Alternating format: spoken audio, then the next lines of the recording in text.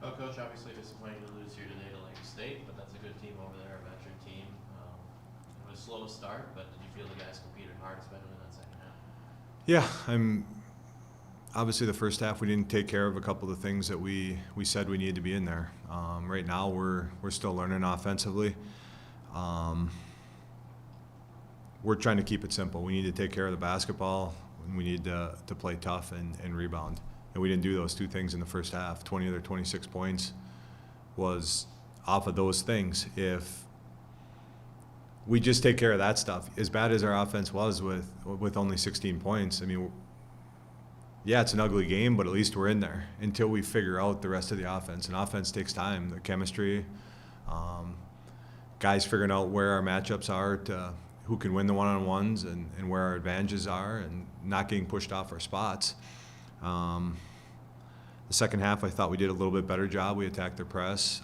In the half court, when they tried to pressure us, we attacked, got to the rim, got off of 2 feet, and actually made some good passes. And obviously our offense got better. I think we scored 47 points in the second half.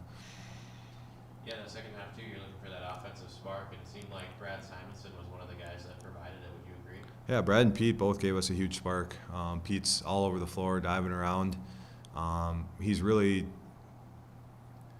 we've been getting him to go to the basket. Now that he's starting to do it, it's awesome watching him. He goes in there and makes stuff happen, and it's phenomenal. He's only going to keep growing.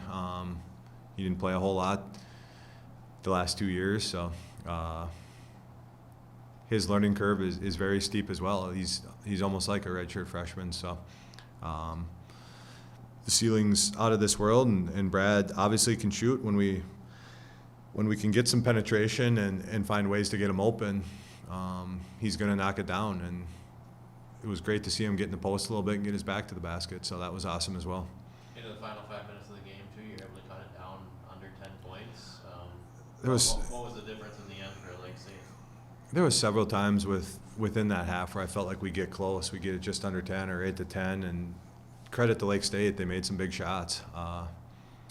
We had some of the guys that we wanted shooting them, and they made probably 5 of their 8 threes were guys that we would probably prefer shooting, and kept the percentages down on their lights out shooters. So credit to them. They had guys step up and make plays. Obviously their 2 big guys inside are a handful. We had to bring some help, and you're going to give up some threes if you have to help inside. And that's where we're at right now. I thought we did a pretty good job at times executing some different looks at doubling. Our guys did a good job of following the game plan there. I think the biggest thing is we just got to take care of the ball, and the toughness plays. I mean, we can't get pushed off our spots.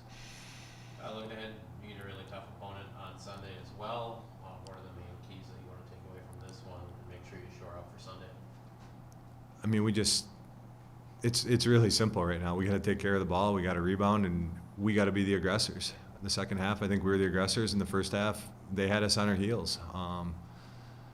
With a young team right now, we can't worry about a lot of things until we fix the basics of what Michigan Tech basketball is. If we come in there and we grind it out and get the game to our pace and take care of the basketball and compete on every possession and be the aggressors, we'll give ourselves a chance. Ferris is a really good team.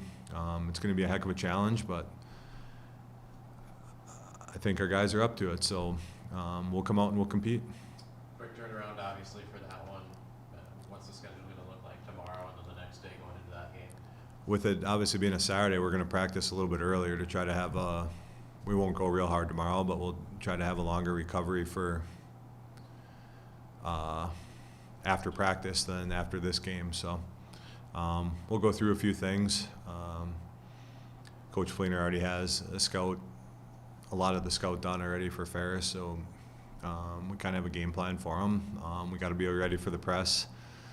They're going to play 10 guys and press harder than Lake State did. I think we grew with our press break in the second half, so we'll be there.